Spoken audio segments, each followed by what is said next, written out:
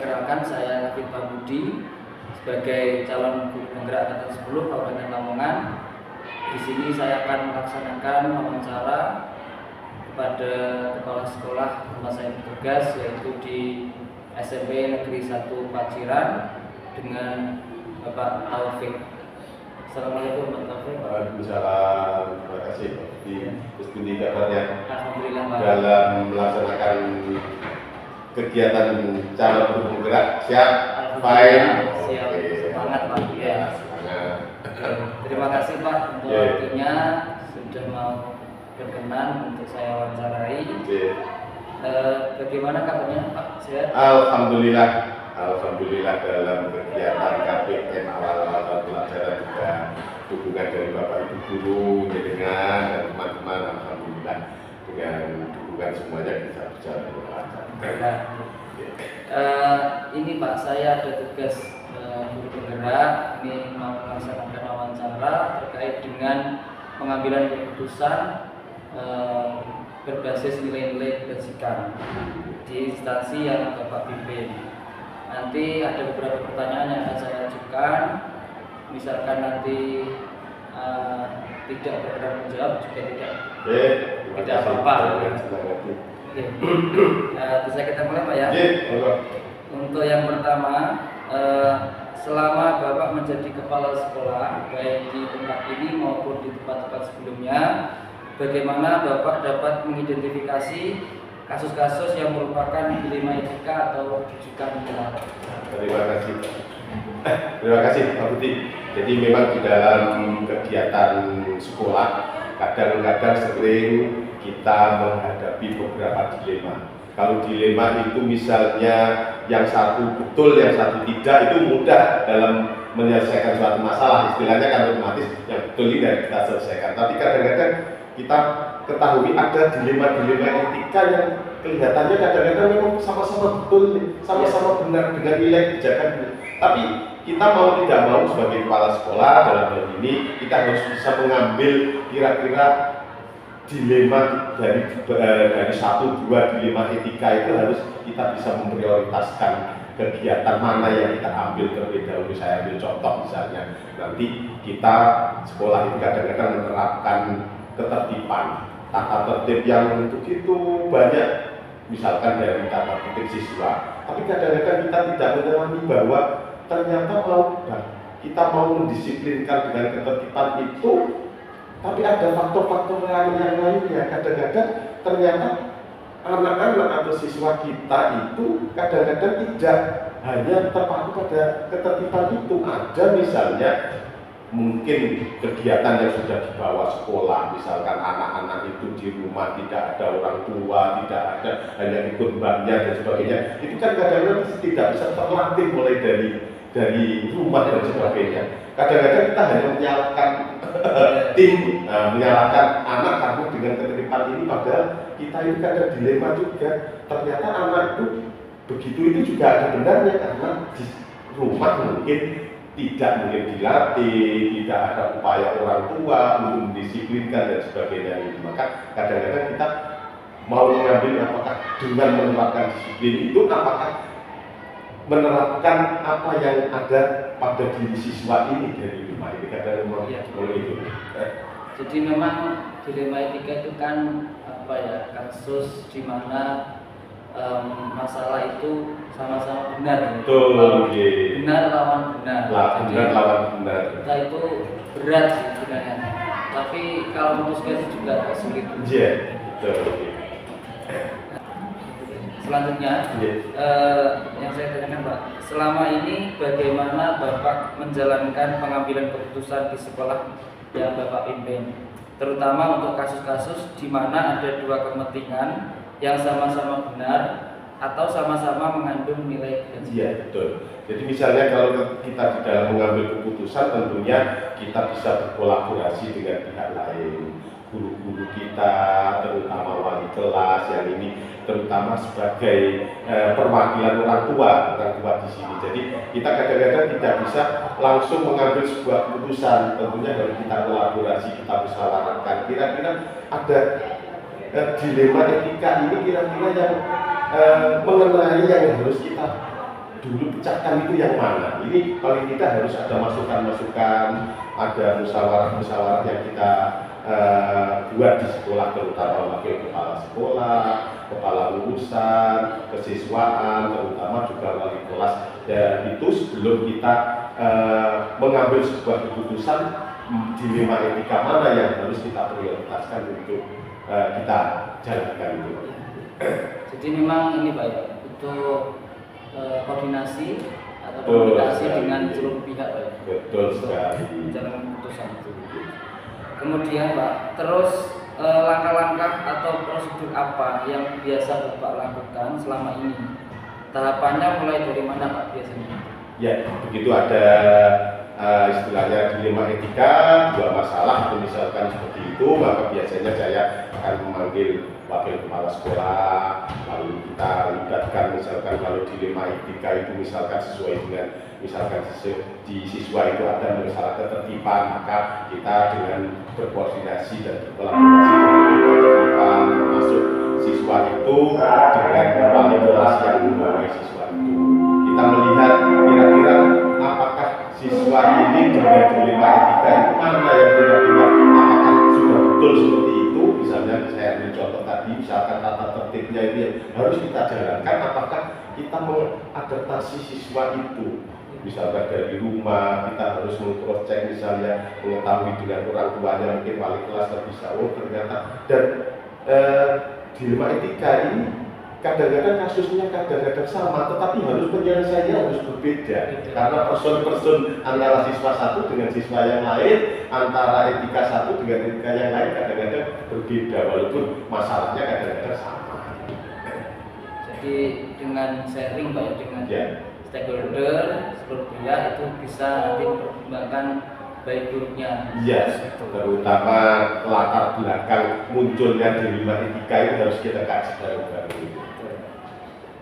Selanjutnya Pak, hal-hal apa saja yang selama ini Bapak anggap efektif dalam pengambilan keputusan pada kasus-kasus dilema etika? Iya, saya katakan tadi bahwa kasus ini kadang-kadang harus segera kita selesaikan, maka salah satunya adalah kita menyesuaikan dengan kondisi sekolah itu. Tidak boleh kondisi sekolah harus misalkan membuat tertibat seperti ini, tidak mau tahu dengan kondisi siswa dan sebagainya, sehingga kami tetap apapun yang nanti kita musyawarahkan dengan hasil musyawarah inilah, musyawarah dengan wakil kepala sekolah, dengan guru, dengan wali kelas, mungkin wali kelas nanti sudah berkomunikasi dengan orang tua dan sebagainya, maka kita bisa mengambil keputusan kira-kira dilema etika mana yang harus kita selesaikan. Jadi kembali ke tadi Pak ya, untuk apa, selalu berkomunikasi, berkoordinasi dengan seluruh komunitas sekolah, stakeholder di sekolah. Langkah yang efektif Pak ya untuk mengambil keputusan. Insya Allah itulah ya selama ini kita anggap efektif untuk kegiatan pemilihan dalam kegiatan politika yang terjadi. Oke Pak, selanjutnya Pak, hal-hal apa saja yang selama ini merupakan tantangan yang mungkin Bapak rasakan dalam pengambilan keputusan? Iya, memang tantangan yang terberat kadang-kadang kita dari satu sisi kita ingin misalnya kegiatan yang misalnya dalam kedisiplinan, misalnya saya ambil contoh itu kita tertibkan, tetapi dilema yang lain itu kadang-kadang anak-anak tidak mendukungnya anak-anak ini bukan karena apa-apa, tapi karena kadang-kadang faktor orang tua, faktor kebiasaan, faktor mungkin kalau kelas 7 yang masih terbawa dengan sifat SD-nya di sekolah dasar, begitu masuk di SMP kadang-kadang komunitasnya sudah berbeda dan sebagainya. Ini yang kadang-kadang memang dalam hal kesulitan memilih kadang-kadang di sini. Baik Pak. Selanjutnya Pak, apakah Bapak memiliki sebuah tata cara atau jadwal tertentu dalam sebuah penyelesaian kasus dilema etika? Apakah Bapak langsung menyelesaikan di tempat atau memiliki sebuah jadwal untuk menyelesaikannya? Bentuk atau prosedur seperti apa yang Bapak jalankan? pada dasarnya prosedur dalam penyelesaian masalah semacam ini kan tidak kita rencanakan sebelumnya. Kalau misalkan kita rencanakan sebelumnya, mungkin kita punya timeline dan menyelesaikan. Tapi kadang-kadang seperti ini adalah sifatnya kasuistik dan bersifat insidental. Saya katakan tadi, kadang-kadang siswa ini dengan siswa yang lain berbeda. Maka saya biasanya mengharapkan kalau ada dilema etika semacam ini, langsung kita selesaikan, kita koordinasi, kita kolaborasi dengan kita bisa menuntaskan masalah atau menuntaskan dilema etika yang muncul itu. Sehingga tidak harus perlu istilahnya timeline, kapan tahap-tahap dan sebagainya, karena pada dasarnya ini harus segera kita selesaikan untuk mencari solusi yang terbaik, solusi yang tepat pada waktu yang tepat itu. Berarti ya tergantung ini Pak ya, kasusnya. Kalau misalkan ini prioritas tergantung, kalau misalkan segera diselesaikan ya segera prioritas gitu ya. Kemudian Pak, adakah seseorang atau faktor-faktor apa yang selama ini mempermudah atau membantu Bapak dalam pengambilan keputusan dalam kasus dilema etika, atau Bapak tangani semuanya itu sendiri? Betul, tidak mungkin kepala sekolah mau menangani seluruh kasus, maka kami biasanya sudah berkomitmen segala sesuatu kita sesuaikan dengan tupoksinya. Kita misalkan berkolaborasi, kita musyawarahkan dengan wakil kepala sekolah, dengan guru yang ada, misalkan guru-guru yang berperan dalam hal ini, misalnya kalau ada kasus seperti apa ya, guru BP, wali kelas dan sebagainya. Itu adalah modal utama, saya kira itu adalah koordinasi dan kolaborasi dan komunikasi dengan seluruh stakeholder yang ada di SMP ini. Ya. Jadi memang itu Pak ya, sinergitas. Betul, sinergis. Semua stakeholder sekolah itu bisa mempermudah Bapak dalam mengambil keputusan. Kalau insya Allah sama-sama sinergi, sama-sama berkomitmen semacam itu, tidak ada masalah yang tidak dapat kita selesaikan dan tidak bisa kita selesaikan dengan sendiri. Terakhir Pak, dari semua hal yang telah Bapak sampaikan tadi, pembelajaran apa yang dapat Bapak petik dari pengalaman Bapak dalam mengambil keputusan? Betul, pembelajaran yang bisa kita petik dari seluruh baik itu masalah dari etika dan sebagainya, maka salah satunya adalah komunikasi. Komunikasi yang pertama komunikasi dengan seluruh stakeholder yang ada, komunikasi dengan wali kelas, misalkan kalau ada permasalahan itu tingkatnya siswa, ya berarti kita harus komunikasi dengan wali kelas, dengan orang tua dan sebagainya itu. Tapi misalkan kalau ada masalah misalkan intern sekolah, maka kita komunikasi dengan seluruh jajaran yang ada di sekolah ini. Jadi saya kira komunikasi, kolaborasi dengan semuanya itu istilahnya, kalau ada masalah baru kita selesaikan secara bersama-sama ya, dalam mengambil sebuah keputusan. Terima kasih Pak ya atas sharingnya kali ini. Alhamdulillah, mudah-mudahan dari jawaban-jawaban Bapak tadi bisa menjadi acuan saya ya Pak. Kedepannya Bapak di sini pemimpin itu harus sering berkomunikasi, berkoordinasi dengan bawahannya untuk paling tidak mengenali karakter-karakter yang kita pimpin. Iya. Supaya kita bisa paling tidak dalam pengambilan keputusan itu kita mengambil risiko yang paling minim, yang tidak mungkin berjangka panjang ketika nanti diputuskan. Penyelesaian itu dengan komunikasi, dengan komitmen bersama itu insya Allah sudah 50% itu masalah bisa kita selesaikan. Terima kasih Pak untuk pengalamannya dalam mengambil keputusan di sekolah yang Bapak pimpin. Sekian Pak wawancara. Terima kasih. Bermanfaat untuk semua. Terima kasih. Assalamualaikum warahmatullahi wabarakatuh. Sukses.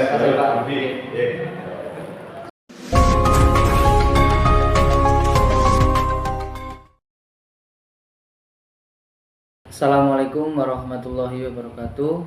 Waalaikumsalam warahmatullahi wabarakatuh. Perkenalkan, saya Kafid Pambudi sebagai calon guru penggerak Angkatan 10 Kabupaten Lamongan.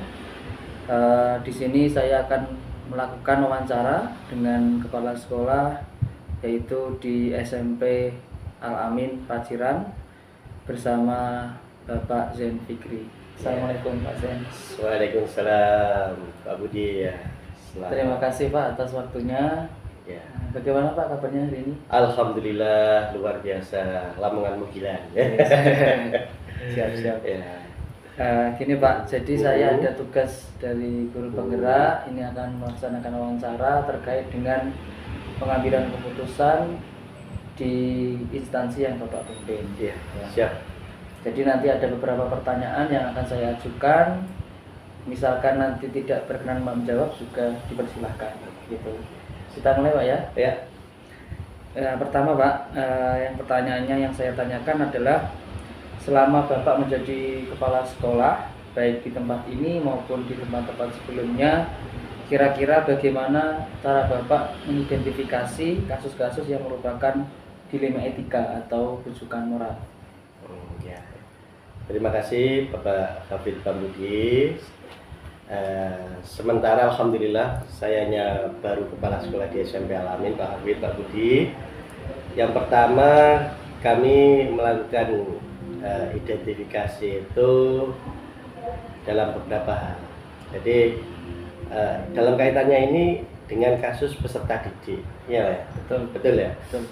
Di mana peserta didik ini sangat perlu diperhatikan, membutuhkan adalah terkait dengan kebutuhan mereka dalam perhatian di rumah, di sekolahan, dan yang paling penting adalah minat belajar anak. Untuk itu maka identifikasi yang pertama adalah ketika sekolah anak ini sudah belajar mengalami proses yang baik atau belum selama di sekolah. Selama di rumah kita juga berkomunikasi dengan orang tua. Apakah sudah baik lingkungan, environment-nya itu mendukung pendidikan atau tidak. Nah, kalau ada peserta didik di rumah kurang baik tapi di sekolah baik, nah ini ada apa? Ada kemungkinan ada kita selalu berkoordinasi dengan orang tua, berkoordinasi dengan wali kelas, berkoordinasi dengan stakeholder yang ada di SMP Al-Amin untuk peningkatan anak tersebut agar jauh lebih baik dan bisa belajar lebih optimal. Jadi mengidentifikasi dari berbagai macam aspek di rumah, lingkungan sekolah, dan lingkungan pertemanan. Baik Pak, jadi memang kalau kasus yang berbau dilema etika itu memang rumit Pak. Jadi ada kita itu berhadapan dengan kebenaran versus kebenaran. Jadi itu memang butuh sekali keputusan yang tepat dan bijaksana, ya Pak ya. Selanjutnya Pak, selama ini bagaimana Bapak menjalankan pengambilan keputusan di sekolah yang Bapak pimpin, terutama untuk kasus-kasus di mana ada dua kepentingan yang sama-sama benar atau sama-sama mengandung nilai kebajikan? Terima kasih. Seperti yang saya sampaikan tadi bahwa memang kalau kita melihat sisi anak itu semuanya ada nilai plusnya. Ketika kita melakukan sebuah decision maker atau keputusan, di mana keputusan itu harus berdampak untuk pertumbuhan anak lebih baik. Caranya, yang pertama adalah kita melakukan identifikasi bersama wali kelas, bersama guru BK, bersama semua guru-guru yang ada yang pada saat itu yang ngajar anak tersebut untuk didalami terkait dengan kasus itu. Dan juga orang tua yang paling penting adalah kebetulan kita di pesantren juga harus melihat ustadz yang ada apa di lingkungan pesantren, cara anak ini bergaul dengan siapa dan interaksi dengan siapa. Semakin banyak informasi, nanti akan mudah kita melakukan keputusan yang berdampak pada anak untuk kemajuan belajarnya. Seperti itu. Ya, jadi memang ketika kita istilahnya menghadapi suatu kasus itu memang ya kita harus istilahnya memilih kebermanfaatannya itu ya. Kebermanfaatannya itu yang paling besar itu, yang paling utama kita dahulukan. Kita pilih dan kita putuskan. Selanjutnya Pak, terus langkah-langkah atau prosedur seperti apa yang biasa Bapak lakukan selama ini? Yang untuk anak tadi ya. Ya. Nah, prosedurnya kita sudah memulai prosedur, yaitu yang pertama kita cek anak ini pernah nggak melakukan masalah. Karena kita sudah berbasis pencatatan digital, jadi kita langsung melihat anak ini pernah melakukan kegiatan apa, baik itu di pondok maupun di sekolahan, hal yang negatif maupun hal yang positif, prestasi apa. Nah, setelah anak ini kita ketemu masalahnya di mana, nah, baru kita adakan pembinaan. Pembinaan ini akan dilakukan oleh yang pertama oleh wali kelas, yang kedua oleh guru BK, dan yang ketiga nanti oleh kesiswaan, dan nanti yang terakhir adalah melibatkan orang tua bersama dengan kepala sekolah. Insya Allah dengan ada tahapan-tahapan itu, anak akan merasa bahwa ada perhatian yang serius dan nilai positifnya adalah ada perubahan tingkah laku dan cara belajar agar lebih baik. Ya, baik Pak. Betul sekali. Kemudian Pak, hal-hal apa saja yang selama ini Bapak anggap efektif dalam pengambilan keputusan? Yang pertama adalah musyawarah dengan semua yang berkepentingan dalam diferensiasi anak tadi. Karena setiap kasus anak itu memiliki latar belakang yang berbeda. Jadi hal pertama adalah komunikasi yang efektif, koordinasi yang efektif di semua lini. Ya, yang ketiganya adalah diantaranya itu adalah bagaimana kita memberikan pembimbingan bagi siswa agar siswa ini mau untuk berubah dan tahu bahwa hal yang dilakukan itu salah dan menjadi anak yang mandiri. Mandiri artinya adalah mau berubah dengan kemauan sendiri. Ya. Betul sekali Pak. Jadi memang kuncinya tadi di koordinasi ya, atau Ya. komunikasi seluruh aspek atau komponen Ya, sekolah komponen. itu, kemudian diiringi dengan bimbingan kepada murid supaya Ya. berubah menjadi lebih baik gitu Pak. Betul, betul. Pertanyaan selanjutnya Pak, hal-hal apa saja yang selama ini merupakan tantangan yang Bapak rasakan dalam pengambilan keputusan dalam kasus dilema etika? Ya, yang pertama untuk tantangan itu memang ada dua tantangan. Tantangan pertama dari internal, yang kedua adalah tantangan secara eksternal. Kita bahas tantangan yang dari internal. Tantangan internal ini adalah tantangan di mana karakteristik guru itu berbeda-beda. Jadi itu adalah tantangan yang menguras emosi kepala sekolah juga. Jadi kita harus kepala sekolah ini menjadikan tantangan itu menjadi hal yang membuat pengambilan keputusan ini berjalan jauh lebih maksimal. Kita bisa mengambil tantangan itu, kita mendorong semua stakeholder, baik itu guru, Ya. wakil kepala sekolah, wali kelas, yang lain ini untuk bermusyawarah agar memberikan apa kira-kira semacam masukan untuk kemajuan atau untuk agar anak-anak ini lebih baik lagi. Yang paling tidak bisa kontrol, kita kontrol ini tantangan dari luar atau eksternal, di mana tantangan dari segi sosial, pertemanan anak di luar, dan orang tua.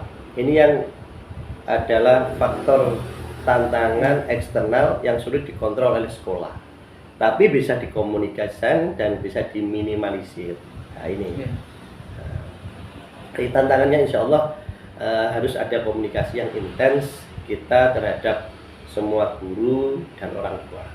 Gitu. Jadi intinya kan kita harus sering komunikasi, Betul. membangun kerjasama ya Pak, Ya. antara pihak sekolah dengan orang tua gitu ya.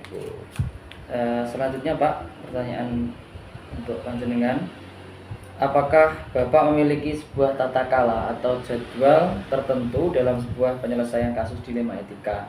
Apakah Bapak langsung menyelesaikan di tempat atau memiliki jadwal untuk menyelesaikannya? Bentuk atau prosedur seperti apa yang Bapak jalankan? Jadi untuk prosedurnya, jadi kepala sekolah itu mendelegasikan tugas-tugas itu kepada satu adalah guru. Sebagai bentuk dari tanggung jawab seorang guru adalah membimbing, membina peserta didik. Yang kedua adalah ke wali kelas, dan yang ketiga ini adalah ke wakil kepala sekolah, kesiswaan, kurikulum, ikut semua dalam rangka mensukseskan masa depan peserta didik kita. Jadi kita delegasikan ya, dan kita melaksanakan kegiatan pemutusan itu adalah ketika ada anak problem, kita selesaikan secara langsung agar masalah itu tidak mengganggu di kemudian hari. Jangan sampai anak ini sampai fobia masuk sekolah seperti itu, atau kegiatan-kegiatan yang lain yang bisa merugikan peserta didik untuk masa depan. Betul, Pak.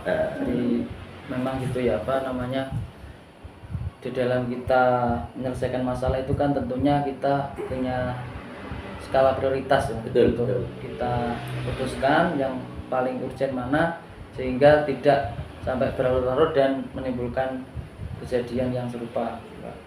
Selanjutnya, Pak, adakah seseorang atau faktor-faktor apa yang selama ini mempermudah atau membantu Bapak dalam pengambilan keputusan dalam kasus dilema etika, atau Bapak menangannya sendiri? Sekali lagi kita ini adalah bersifat kepemimpinan saya atau kami adalah bersifat kolektif kolegial. Jadi kita berupaya menggandeng semua stakeholder, baik itu yang saya sampaikan tadi dari semua unsur, orang tua, guru, wali kelas, guru BK, maupun dari Bapak Ibu Wakil Kepala Sekolah, untuk menyelesaikan masalah itu secara bersama-sama. Jadi kita kolektif kolegial dan ada prosedur-prosedur sesuai dengan job description yang telah kita sampaikan pada saat pemberian SK tadi. Ya. Betul, Pak. Jadi memang ya sesuai dengan job desk ya, Pak, Ya. kita menyelesaikan masalah dan kita melibatkan seluruh komunitas sekolah, Betul, gitu ya, betul, supaya betul. penyelesaian masalah itu berjalan dengan lancar dan dikerjakan atau diselesaikan secara bersama-sama. Betul, ya. Baik, Pak. Selanjutnya, dari semua hal yang telah disampaikan, ini Pak, ini pertanyaan terakhir nih. Dari semua hal yang telah disampaikan tadi, pembelajaran apa yang dapat Bapak petik dari pengalaman Bapak dalam mengambil keputusan? Jadi ketika kita mengambil sebuah keputusan, kita memang harus hati-hati, harus cermat dan tepat. Jangan sampai, sekali lagi kita sampaikan adalah goresan tanda tangan kita ini membawa anak ke, misalkan mereka tidak mau mengikuti atau tidak bersekolah karena kita keluarkan. Nah, ini yang harus kita hati-hati. Kita inginkan adalah goresan tanda tangan di ijazah itu membawa kesuksesan bagi peserta didik di masa depan. Ya. Itu Pak ya? Ya. Baik, Pak.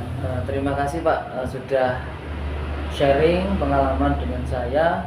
Alhamdulillah, mudah-mudahan ini menjadi acuan bagi saya dari jawaban-jawaban Bapak tadi, untuk saya mungkin bisa di dalam pengambilan keputusan itu melibatkan seluruh pihak ya, baik dari guru, dari wali kelas, bahkan selalu berkomunikasi dengan wali murid ya, supaya keputusan itu tidak istilahnya dalam resikonya itu minim gitu, minim dari suatu hal yang membuat itu menjadi masalah yang lebih besar lagi gitu. Betul. Jadi pengambilan keputusan ini harus dilaksanakan secara kolektif, secara bersama-sama, kemudian diputuskan dengan bijak dan penuh tanggung jawab gitu ya. Pak, terima kasih Pak untuk waktunya hari ini. Sekian wawancara kita kali ini, semoga bermanfaat untuk kita semua. Terima kasih. Wassalamualaikum warahmatullahi wabarakatuh. Waalaikumsalam warahmatullahi wabarakatuh. Terima kasih Bapak. Terima kasih. Ya.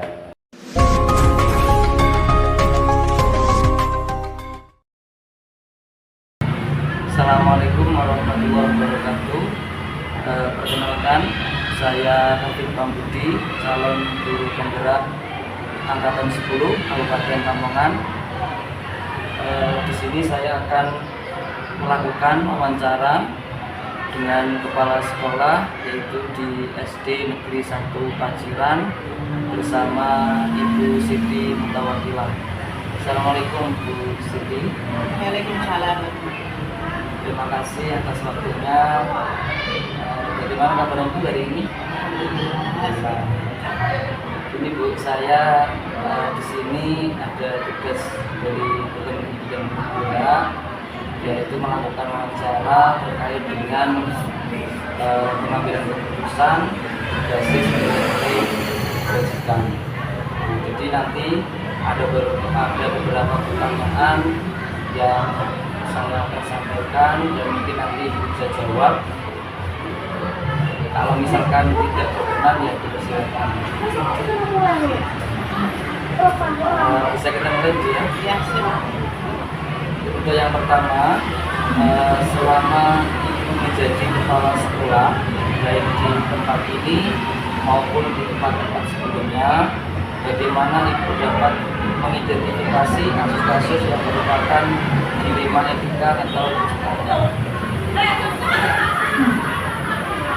Dari kata dilema yang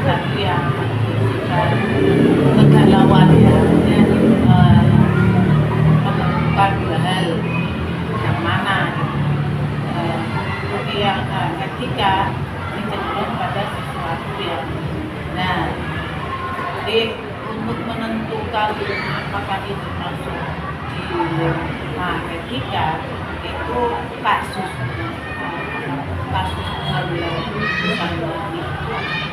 kasusnya itu ketika kita akan mengambil satu keputusan itu berarti kita dihadapkan dengan dua hal yang sama-sama kita anggap benar. Sementara untuk menentukan apakah itu juga moral, sebenarnya kita itu sudah bujukan ya. Kalau namanya bujukan berarti sesuatu yang mengandung sesuatu yang awalnya terus terbujuk. Bujukan moral. Ini ada sesuatu yang salah. Apakah itu dari melanggar sebuah undang-undang? Untuk pengambilan keputusan terhadap sekarang untuk menentukan apakah ini termasuk bukan moral, saya mengidentifikasikannya yaitu bukan saya akan mengambil keputusan ini, jadi saya dihadapkan dengan sesuatu yang antara melaksanakan benar-benar apakah saya harus menabrak sebuah aturan itu untuk jadi lebih agak lebih gampang menentukan sih kalau rujukan moral itu daripada dilema etika. Jadi memang dilema etika itu kan sesuatu yang benar melawan benar. Iya. Jadi kita itu berat, apa istilahnya, berat tidak, tapi ketika memutuskan juga sulit. Iya, secara perasaan ini memang benar tapi sama-sama benar. Satu sisi secara undang-undang benar, satu sisi secara kemanusiaan benar.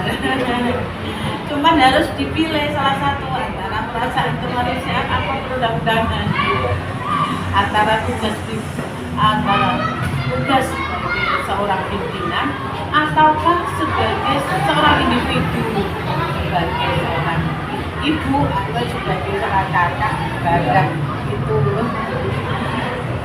Jadi beratnya kalau kita menghadapi kasus dilema etika itu mungkin seperti kita itu makan buah semalaman. Iya. Selanjutnya, selama ini bagaimana Ibu menjalankan pengambilan keputusan di sekolah Ibu yang dipimpin, terutama untuk kasus-kasus di mana ada dua kepentingan yang sama-sama benar atau sama-sama mengandung nilai kewajiban?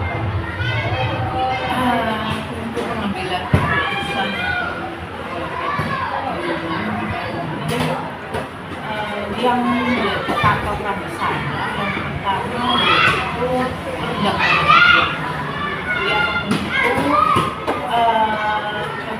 kita berada di negara hukum, jadi yang namanya peraturan harus kita juga, jadi kita harus berjalan di track undang-undang. Nah, yang kedua setelah kedua pada bulan yang kedua, yaitu saya melihat masalah pemanfaatannya itu mana ini mencakup manfaat pada perusahaan atau hanya pada individu seberapa tidak terus rasa jadi walaupun sama-sama benar tapi nilai bermanfaatnya beda ya. Nilai bermanfaatnya itu yang perlu ditunjukkan, yang dirasa lebih besar itu yang akan diputuskan. Ya. Selanjutnya terus langkah-langkah atau prosedur seperti apa yang biasa dilakukan selama ini, tahapannya mulai dari mana biasanya? Setelah saya tahu ada sebuah masalah, maka langkah saya yang paling pertama yaitu mengidentifikasi akar masalah. Kenapa sampai terjadi permasalahan tersebut? Untuk dari identifikasi saya, itu tindakan saya itu menggali informasi sebanyak-banyaknya. Dari yang bersangkutan dari topik dari masalah itu, dan juga dari orang-orang yang bersangkutan. Setelah itu baru saya akan menjalankan langkah berikutnya. Jadi saya masalah ini yang pendekatan kepada yang bersangkutan, yang kedua saya akan membicarakan pertimbangan ada teman-teman yang saya akan mohon memahami permasalahan ini, dan saya juga tidak akan meninggalkan pimpinan saya hanya saja mengawas seperti saya itu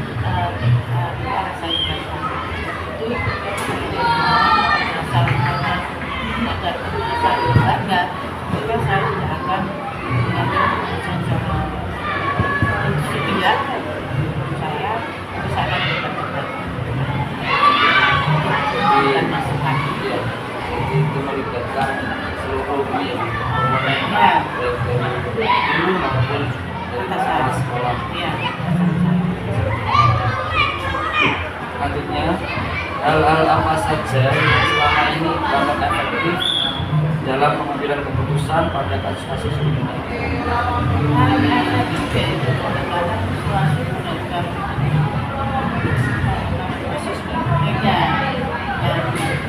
Kaitan bersangkutan.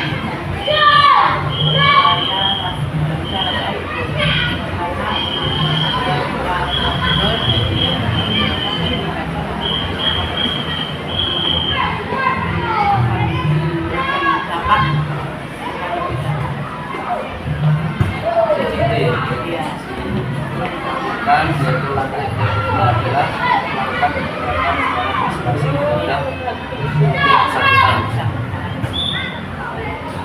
Selanjutnya, hal apa saja yang selama ini merupakan tantangan dirasakan dalam mengambil keputusan pada kasus-kasus ini?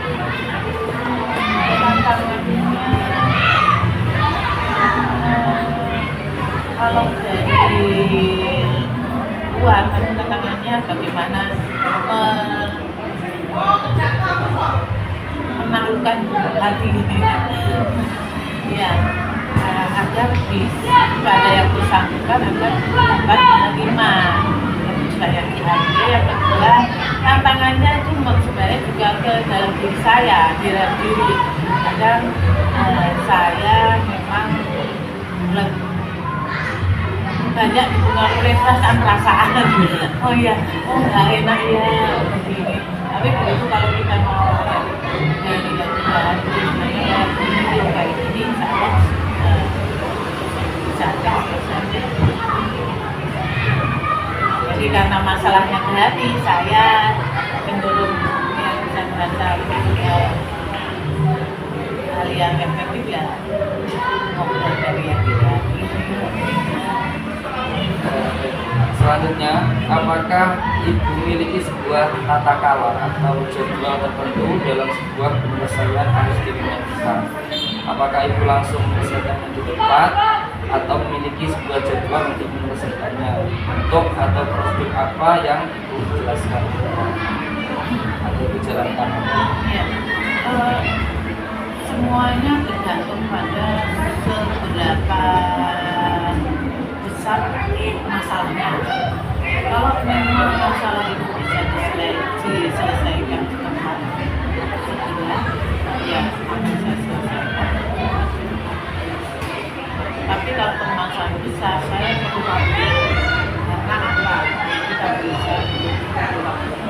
Tapi masalahnya, saya juga perlu mendapatkan masukan dari dia.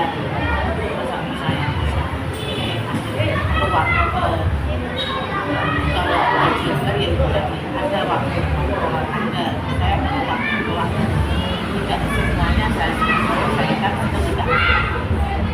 Jadi ada kasusnya, Iya. kasus yang mungkin bilang bisa dianggap kasus kecil, kalau bisa dilakukan langsung. Kasus yang besar mungkin butuh waktu, butuh koordinasi dengan seluruh pihak. Selanjutnya, adakah seseorang atau faktor-faktor apa yang selama ini mempermudah atau membantu Ibu dalam mengambil keputusan dalam kasus kriminalitas atau Ibu tangani semuanya sendiri? Untuk kasus-kasus saya banyak ngobrol sama guru yang ada di sini. Yang kedua dari pihak keluarga adalah saya bukan dari suami harus jadi partner saya. Yang ketiga yang pentingnya juga saya merasa banyak cocok ketika ada masukan dari Jadi memang banyak sekali ya pihak-pihak yang dalam menyelesaikan kasus kriminalitas, khususnya dari stakeholder di sekolah, di rumah, di keluarga, dan di pengawasan sekolah.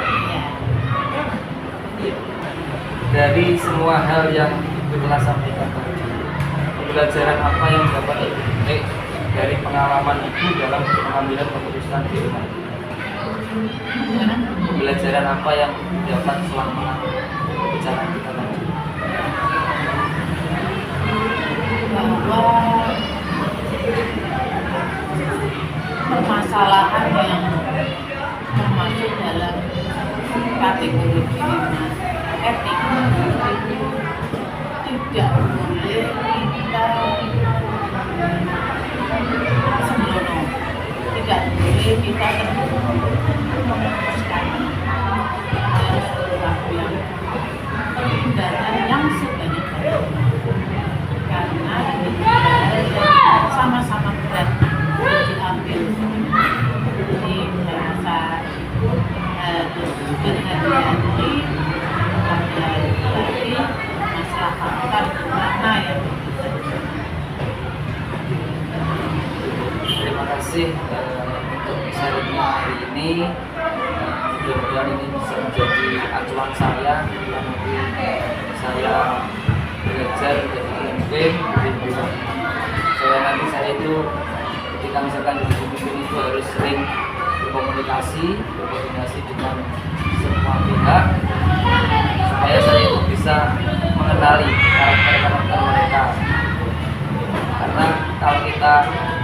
mengalahkan mereka, itu kan paling tidak kita nanti bisa punya pertimbangan dalam pengambilan keputusan yang bisa dilakukan.